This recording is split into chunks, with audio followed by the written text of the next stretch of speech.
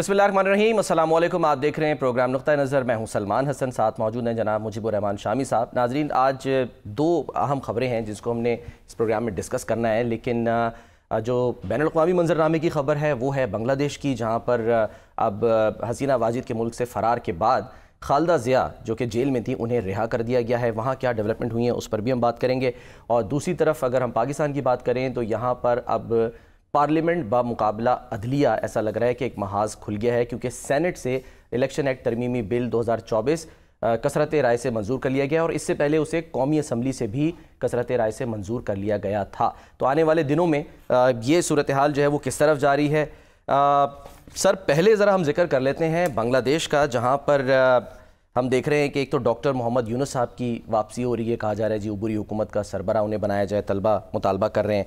खालदा ज़िया साहिबा जो है उनको जेल से रिहा कर दिया गया है। शेख हसीना जो हैं वो भारत में है। 13 साल बाद जमात इस्लामी का भी दफ्तर वहाँ पर जो है वो इत्तलात आ रही है कि खोल दिया गया है।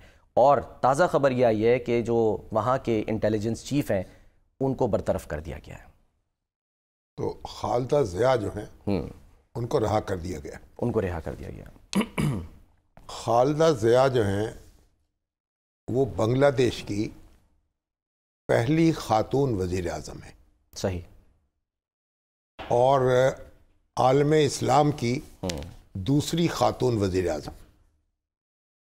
पहली बेनज़ीर भुट्टो थी और दूसरी खालदा ज़िया बनी और फिर उसके बाद हसीना वाजिद जो है वो वज़ीर आज़म बनी।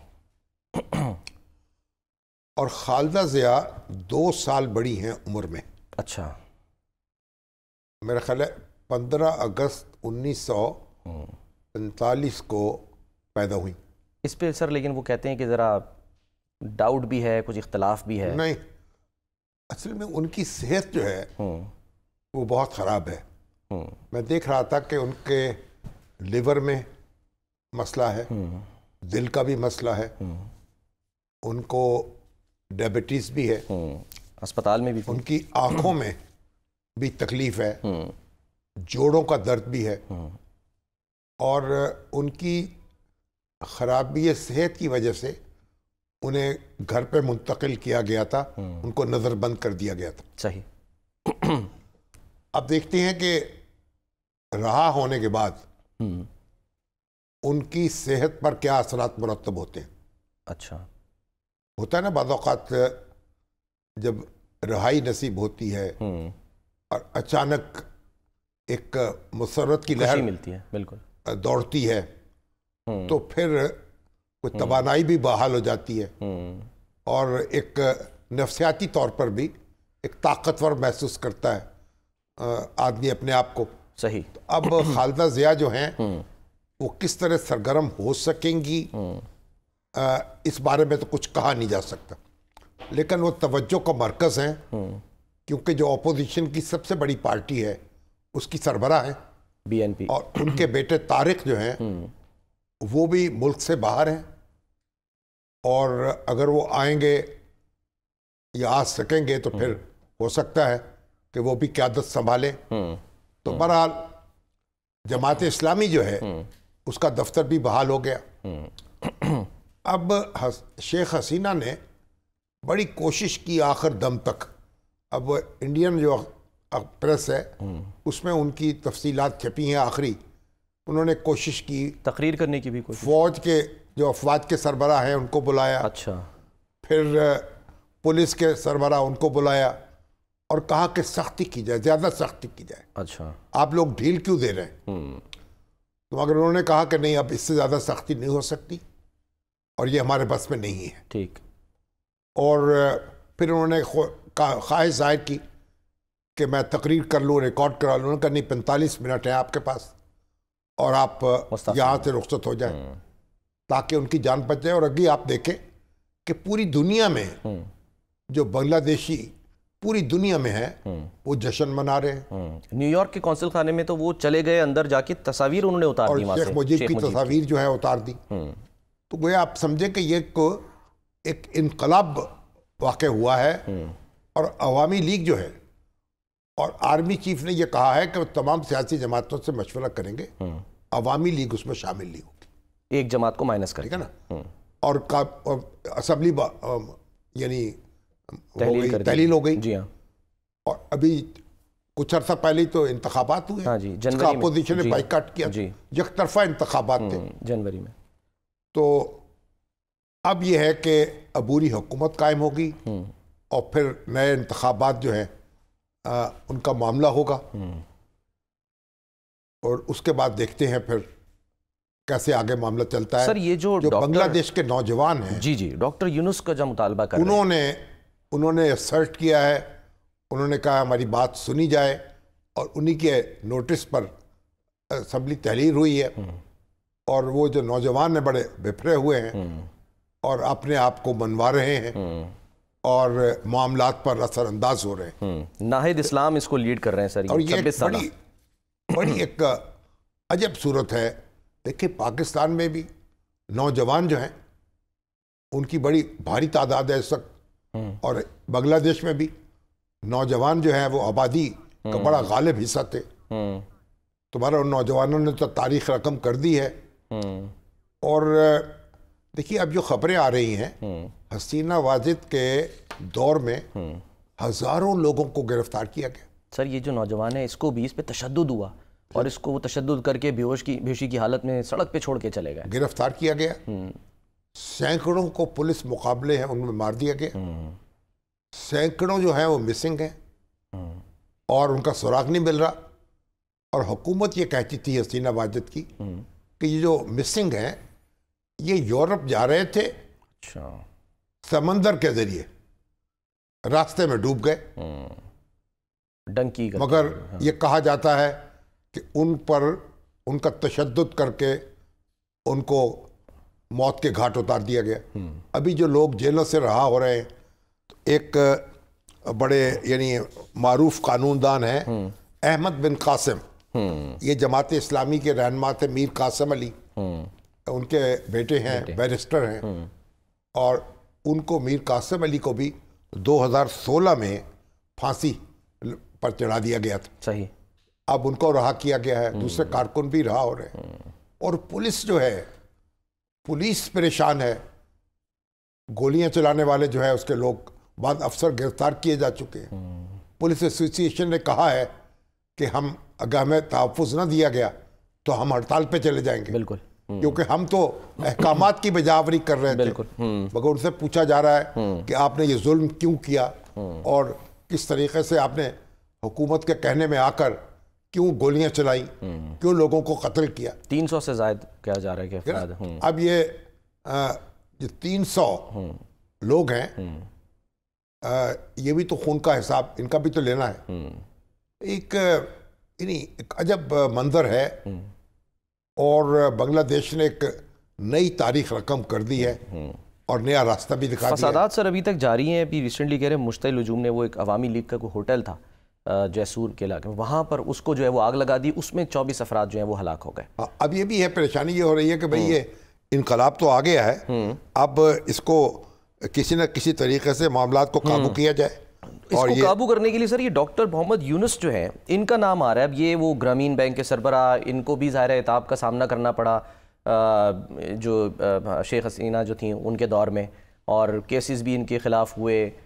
ملک بدر ابھی پیرس میں ہیں, یہ کہہ رہے ہیں جی میں بس بہت جلد آ رہا ہوں, اور یہ بھی اعلان کر دیا ہے کہ جی یہ ہے آزادی, اب بنگلہ دیش آزاد ہو گیا ہے حقیقی معنوں میں. تو وہ جو ہم یہاں پر بھی بات کرتے ہیں حقیقی آزادی کی, وہ وہاں پر کر رہے ہیں. لیکن سوال یہ ہے سر, ڈاکٹر محمد یونس یہ تو انسپائرڈ تھے شیخ مجیب سے, ان کا ساتھ بھی تھا شیخ حسینہ کے ساتھ ایک کمپنی میں, وہ یعنی تو گرامین بینک کے تھے نا جی سربراہ. جی. اور انہوں نے جو بہت کارنامہ سر انجام دیا, نوبل پرائز, جی چھوٹے قرضے جو ہیں دیے ہیں, مائکرو فائنانس, اس سے ایک ان کی غربت کے خاتمے میں بڑی مدد ملی. 2006 میں ان کو نوبل پرائز ملا. لیکن ہوا یہ کہ ان کو پھر حسینہ سے ان کی بنی نہیں, وہ ٹھن گئی تھی. بالکل. ان کو عبوری وزیر اعظم مقرر کیا جا رہا تھا ایک بار, اور پھر اس کے بعد حسینہ نے ان کو ریٹائر کیا اور اس کے منصب سے الگ کرنے کی کوشش کی, تو ان کی بنی نہیں.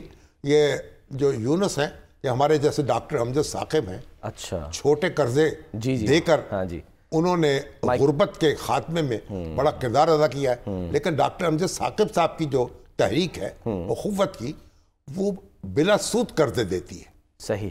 اور گرامین بینک جو ہے وہ سود وصول کرتا ہے. اچھا. لیکن چھوٹے قرضے ہیں اور قسطیں کم ہوتی ہیں. صحیح. اور پھر اس کے ذریعے سے وہ جنریٹ بھی ہوتا ہے نا, تو وہ لیکن معیشت پر بڑے ایک مثبت اثرات اکنامک ایکٹیویٹی جو ہے وہ بڑھتی ہے. نوبل انعام ملا ہے ان کو. جی ہاں, نوبل پیس. اب وہ ان کی طرف توجہ ہے اور یہ ہمارے بچے چاہ رہے ہیں نوجوان کہ وہ عبوری حکومت کو لیڈ کریں. اچھا, اب وہ ہمارے دوست ہیں زبیر بن عمر صدیقی صاحب. جی جی. وہ امریکہ میں ہوتے ہیں. اچھا. بڑے نامور استاد تھے یہاں, اور انہوں نے وہاں سے ایک بھیجا ہے, شعر بھیجے ہیں چند. اچھا. امریکہ سے, کہ جو ہندوستانی وزیر اعظم تھی نا اندرا گاندھی, جی جی جی, انہوں نے ایمرجنسی لگا دی تھی 1975 میں. بالکل بالکل. اس میں انسانی حقوق پامال کیے گئے, اپوزیشن رہنما کو گرفتار کیا گیا. اور اس وقت یوم آزادی کے موقع پر 15 اگست کو لال قلعے میں ایک مشاعرہ ہوا. اچھا. تو اندرا بھی وہاں موجود تھی. اچھا. اور کلیم عاجز ایک بڑے معروف اور ممتاز مسلمان شاعر تھے. جی جی جی. انڈیا کے, اب انتقال کر چکے, یہاں بھی آئے کئی دفعہ, اور کمال ان کی شاعری تھی. کیا پڑھا کیا انہوں نے شعر پڑھا کہ اندرا گاندھی کی طرف اشارہ کر کے, اچھا, دامن پہ کوئی چھینٹ نہ خنجر پہ کوئی داغ, تم قتل کرو ہو کہ کرامات کرو ہو. دوبارہ ایک ہنگامہ برپا ہو گیا. اور پھر کہا میرے ہی لہو پر گزر اوقات کرو ہو, اور مجھ سے ہی امیروں کی طرح بات کرو ہو. یہ بھی ہمارے حکمران بھی سن لے. دن ایک ستم رات کرو ہو, وہ دوست ہو دشمن کو بھی مات کرو ہو. اور ہم کو جو ملا ہے وہ تمہیں سے تو ملا ہے, ہم اور بلا دیں تمہیں, کیا بات کرو ہو. یوں تو کبھی منہ پھیر کے دیکھو بھی نہیں ہو, یوں تو کبھی منہ پھیر کے دیکھو بھی نہیں ہو, جب وقت پڑے ہے تو مدارات کرو ہو. مشاعرے میں بلا لیا نا. اور بکنے بھی تو عاجز کو جو بولے ہے بکے ہے. اچھا. بکنے بھی تو عاجز کو جو بولے ہے بکے ہے, دیوانہ ہے دیوانے سے کیا بات کرو ہو. اب یہ جو حکمران ہیں, اب حسینہ واجد کی نظر بھی کر دیجئے, اور جو مقتدر طبقات جہاں جہاں آپ کو میسر ہیں ان کی طرف ان کو سنا دیجئے. اور یہاں تو دیکھیں نا, اب لوگ سوال کر رہے ہیں, ہمارے جو گور صاحب ہیں, جی ہاں, جو تقریر کی انہوں نے, جی ہاں, کوئی شہباز شریف صاحب ذرا پوچھ لیجئے, فون کر لیجئے, فون کر لیجئے, دکھائیں سر ذرا حسینہ واجد جو کیا فرمایا, ذرا مشورہ کیا دیا, کوئی راستہ پوچھ لیجئے. دکھاتے ہیں ذرا بیرسٹر گوہر صاحب کیا فرما رہے تھے آج. اب گوہر صاحب وہ بھی راستہ پوچھ لیں, شہباز صاحب وہ بھی راستہ پوچھ لیں, اچھا, خان صاحب وہ بھی راستہ پوچھ لیں. کیوں؟ جب آپ ایک دوسرے کو تسلیم نہیں کرتے اور ایک دوسرے کے خون کے پیاسے ہو جاتے, تو پھر آپ کو بھاگنا پڑتا ہے اور لوگ آپ کے پیچھے ہوتے ہیں, آپ کو پناہ نہیں ملتی. امریکہ نے ویزا منسوخ کر دیا ہے, یہ خبر آ رہی ہے. جی ہاں. برطانیہ سے ابھی تک بات نہیں بنی, کوئی یعنی بات نہیں, جواب نہیں آ رہا. جی ہاں. اور انڈیا میں پناہ لینے پہ مجبور ہیں. ملاقات کی. حسینہ واجد نے خالدہ ضیاء کا ناطقہ بند کیا. اب خالدہ ضیاء جیل میں تھی, وہ کہتے ہیں عمران خان صاحب بھی جیل میں ہیں, وہ خالدہ ضیاء سے نسبت قائم کرنا چاہتے ہیں. مگر یہ جو ہے حسینہ واجد, ان سے کوئی نسبت, کیونکہ ابھی تو وہ آئے ہیں نا, ابھی تو 1 سال ہوا نا ان کو, وہ بھی نہیں ہوا شہباز شریف کو. جی جی. تو بات یہ ہے کہ ایک دوسرے کی ٹوپیاں پہنائی نہیں جا سکتی, لیکن یہ بات سمجھ لیں کہ سیاستدان خالدہ ضیاء اور حسینہ واجد ایک زمانے میں اکٹھی تھیں, متحدہ محاذ بنایا. اچھا. جو ارشاد محمد حسین ارشاد تھے, جنرل ارشاد, ان کے خلاف تحریک چلائی, ان کو مستعفی ہونے پہ مجبور کیا, کیونکہ شیخ مجیب الرحمان کو جب ہلاک کیا گیا تو اس کے بعد جنرل ضیاء الرحمان نے اقتدار سنبھالا. بالکل, وہ ان کے شوہر تھے. جی ہاں. جنرل ضیاء کو جب نشانہ بنایا گیا, قتل کیا گیا, اور حسین محمد ارشاد جو ہے برسر اقتدار ہے. تو یہ جو انہوں نے پھر بنگلہ دیش نیشنل پارٹی کی قیادت سنبھالی ان کے اپنے شوہر کے مرنے کے بعد, اور پھر 2 بار وزیر اعظم منتخب ہوئی, 1996 میں بھی اور 2001 میں بھی, اور 10 سال وزیر اعظم رہی. لیکن ایک وقت خالد ارشاد کے خلاف جو مہم ہے دونوں بیگمات نے اکٹھے مل کے چلائی. اچھا. اور بعد میں پھر دونوں میں جھگڑا ہو گیا اور حسینہ واجد اقتدار میں آنے میں کامیاب ہوئیں. تھوڑی دیر کے لیے آئیں، پھر گئیں، پھر آئیں، پھر گئیں، لیکن بالآخر 2008 میں 9 میں 15 سال کے لیے قابض ہو گئیں اور خالدہ ضیاء کو جیل بھیج دیا. اب خالدہ ضیاء جو ہیں ان کو 5 سال قید کی سزا دی ایک چھوٹی عدالت نے، زیری عدالت نے. اور اپیل میں جب گئیں تو سزا ڈبل ہو گئی، 10 سال. اب اس کے بعد ایک اور مقدمے میں 17 سال کی قید ہے. اچھا. ان کہا گیا کہ جو انہوں نے ایک یتیم خانہ ہے، ایک ٹرسٹ ہے، اس کو کوئی فوراً کوئی اس کی فنڈنگ ہوئی تھی، کوئی احتیاط آئے تھے، کوئی $2.5 لاکھ جو ہے ان کے الزام لگایا گیا کہ انہوں نے اڑا لیے. ٹھیک ہے. انہوں نے کہا یہ وہ مقدمہ جو ہے وہ سیاسی نوعیت کا ہے. خالدہ ضیاء اس کو مسترد کرتی ہیں ان الزامات کو. لیکن اکٹھے مل کر جنرل ارشاد کے خلاف مہم چلائی، اس کے بعد ایک دوسرے کا جینا حرام کیا. تو میں تو سمجھتا ہوں کہ جو سبق ہے وہ سب کے لیے ہے. اچھا. ایک دوسرے کو برداشت نہیں کریں گے جو لوگ، جو سیاستدان، وہ خسارے کا سودا کر رہے ہوں گے. اور باقی تو بات ہے نوجوانوں نے وہاں ہنگامہ برپا کر دیا. اور پاکستان جو ہے، آپ دیکھیے پاکستان میں بھی ایک لوگ جو ہیں وہ غصے سے کھول رہے ہیں. جو بجلی کے بل ہیں، بالکل دھرنا دے رہے ہیں، بجلی کے بل انہوں نے جینا حرام کر دیا ہے. آج کوئی اعلان تو کیا سر ریلیف؟ آج بھی میں دفتر بیٹھا ہوں نا، کتنی درخواستیں آ گئی ہیں میرے پاس، بجلی کے بل کیسے دیں، کتنے پیسے کہاں سے لے کے آئیں، کتنے لوگوں کے بل ادا کریں. سر پکڑ کے بیٹھا ہوں.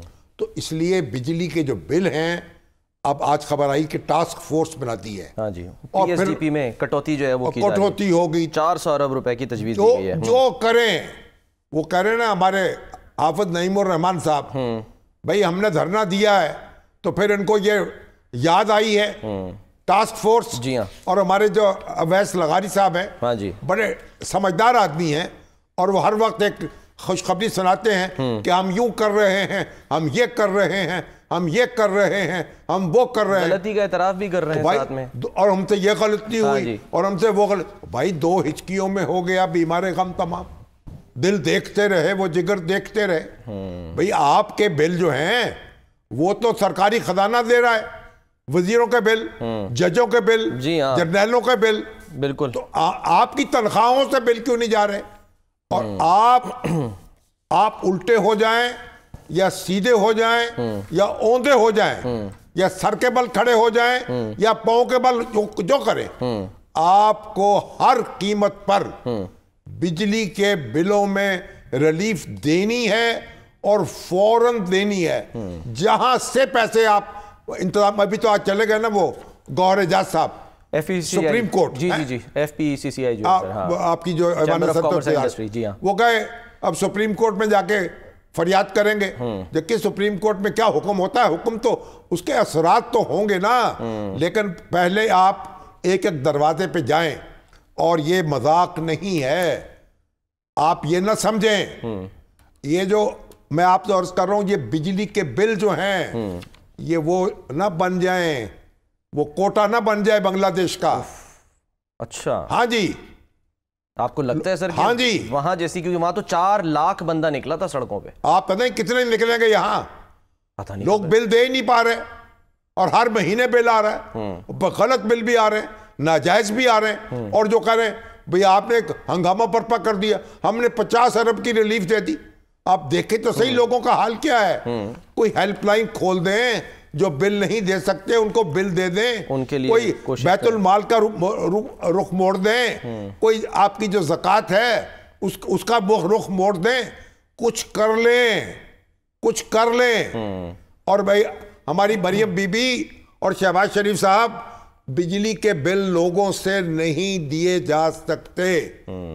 آج میرے پاس 10-12 جو ہے درخواستیں آ گئی ہیں. ہم بل کہاں سے دیں؟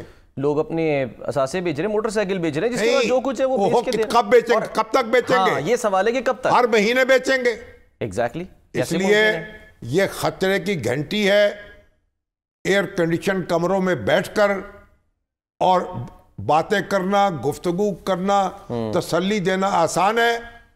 ابھی تو میں حافظ نعیم الرحمان صاحب کہہ رہے ہیں یہ ہمارے دھرنے کی وجہ سے ہوا. بھئی آپ کے دھرنے کی وجہ سے ہوا, بڑی اچھی بات ہے. دھرنے کی وجہ سے ہوا تب بھی ٹھیک ہے. اگر انہوں نے اپنے طور پہ کیا تب بھی ٹھیک ہے. اپنے طور پہ کیا کیا؟ اب تو آپ پہلے بھی حکومت میں رہے ہیں, سال ڈیڑھ سال, آپ بھی حکومت میں ہیں, آتے ہی یہ کام کرنا چاہیے تھا. تو میری اس لیے میں وارننگ دے رہا ہوں, یہ بجلی کے بلوں کا کچھ کر لیں, جہاں جہاں کٹوتی ہو سکتی ہے کریں. صوبے کنٹریبیوٹ کریں, مرکز کنٹریبیوٹ کریں, اور ان لوگوں کو سہارا دے دیں, لوگوں کے کام آ جائیں, لوگوں کا ہاتھ پکڑ لیں, وگرنہ وہ ہاتھ جو ہیں گریبانوں تک پہنچیں گے اور گردنوں تک پہنچیں گے. چلیں سر, اس سے پہلے کہ یہ ہو لیٹس سی. اور یار ایسے بھی کیا دیکھیں, میں آج گیا, آج سبزہ زار ایک اسکیم ہے. اچھا. وہاں ہمارے 2 اخبار نویس ہیں بڑے سینئر, ایک آصف بٹ ہیں, ایک عامر بٹ ہیں ایمرا کے ایسوسیشن کے, اور ایک وہ ہمارے. تو اب ان کی والدہ فوت ہو گئی, انتقال ہوا. بالکل. اب میں سبزہ زار گیا ہوں. اچھا. جو مین روڈ ہے شاہراہ, آدھا حصہ ادھرا پڑا ہے, کچرے میلوں تک, کچرا ہی کچرا, کچرا ہی کچرا. اچھا. نہ گاڑی چل سکتی ہے نہ انسان چل سکتا ہے. تو وہ کولر ٹیکس کیوں لگایا گیا پھر؟ آپ مجھے بتائیں, مریم بی بی, ذرا آپ لاہور کا دورہ تو کریں. وہ تو کہہ رہے ہیں کولر لاہور ٹیکس لگا رہے ہیں کہ جی گارڈن ٹاؤن کا, اور یہ صرف رائمنڈ روڈ کا لاہور پروجیکٹ, اور یہ گلبرگ کا نام ہے. لاہور نہر کے اس طرف جو لاہور بستا ہے وہ لاہور نہیں ہے. یہ ایم این ایز اور ایم پی ایس کہاں چلے گئے ہیں؟ انہوں نے زہر کھا لی ہے, یہ فوت ہو چکے ہیں, ان کو نظر نہیں آتا وہ سبزہ زار. آپ جا کے دیکھیں, نام سبزہ زار ہے. ہاں جی, مین شاہراہ جو ہے, مرکزی شاہراہ, آپ دیکھیں اس کے اندر کیا درکت کیا بنی ہوئی ہے. سب کھدائی پڑی ہے, کوئی پوچھنے والا نہیں, گندگی کے ڈھیر ہیں, کچرے ہیں, اور سڑکیں خراب ہیں, ٹوٹی ہوئی ہیں. اکثر ایسی سڑکیں ہیں سر, کئی ہماری طرف. یہ لاہور ہے, لاہور کی ایک مرکزی سوسائٹی ہے. اس لیے اگر آپ نے کوئی یہ باقی باتیں جو ہیں ساری بات کی ہیں, اگر آپ نے لوگوں کی فریاد نہ سنی, ان کے دل پہ ہاتھ نہ رکھے, تو پھر آپ دیکھیے صورتحال خراب ہو سکتی ہے اور کچھ بھی ہو سکتا ہے. ٹھیک ہے, ایک بریک لیتے ہیں سر. بریک کے بعد ہم نے یہ دیکھنا ہے کہ جو اس وقت عدلیہ کے ساتھ ایک معاملہ چل رہا ہے پارلیمنٹ کا, وہ کس طرف جا رہا ہے. واپس آتے ہیں بریک کے بعد.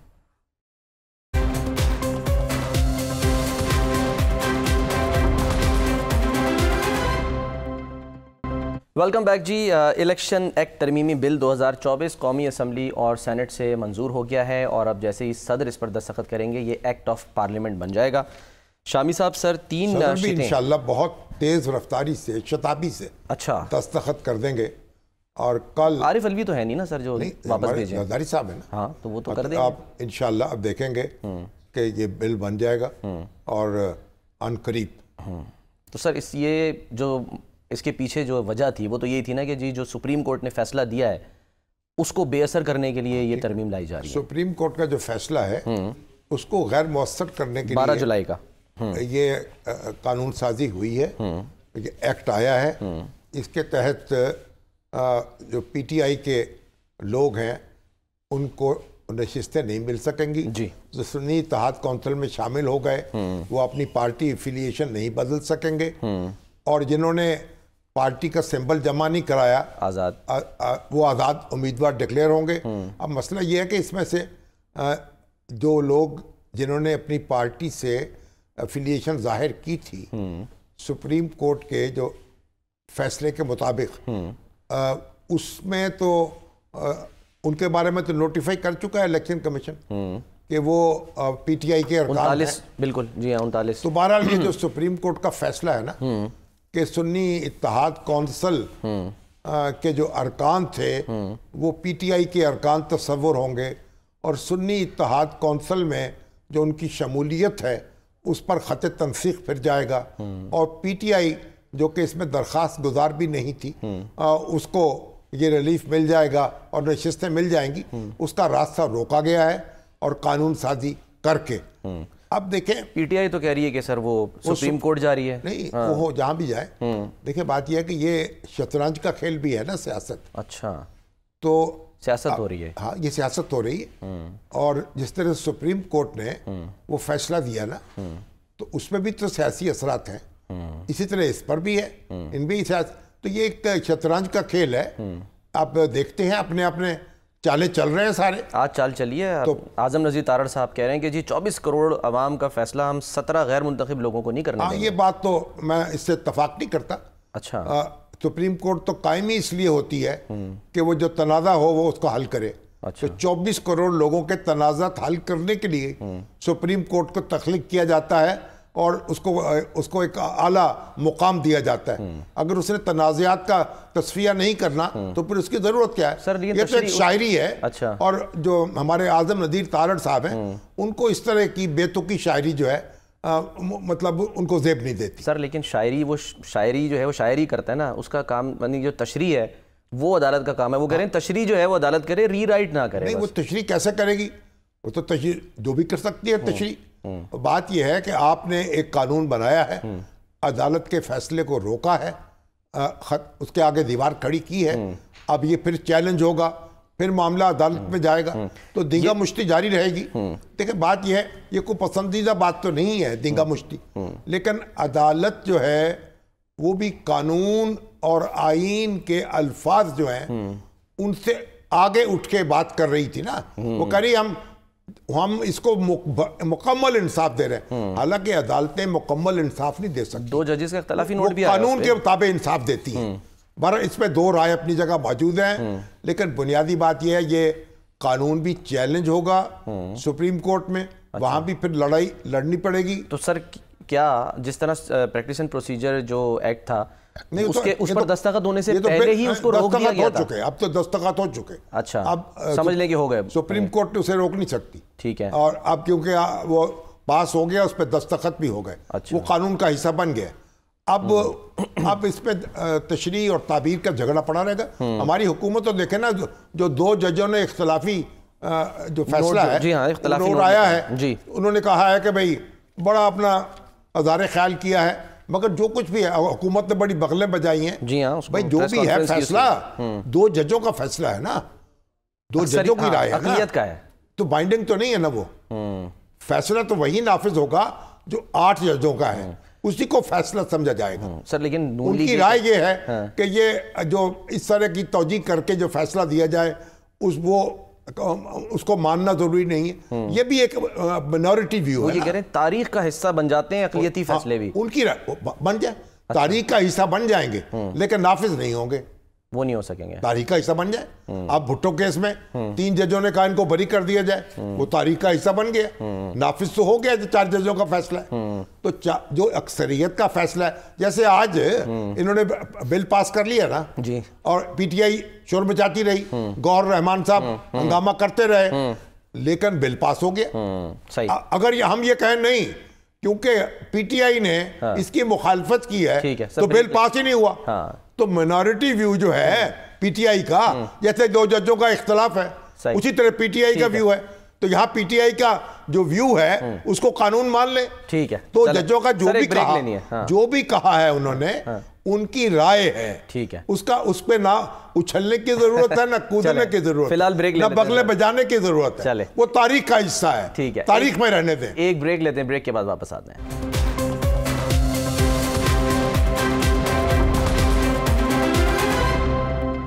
پروگرام کا وقت ختم ہوتا ہے. ناظرین اپنا خیال رکھیے. اللہ حافظ.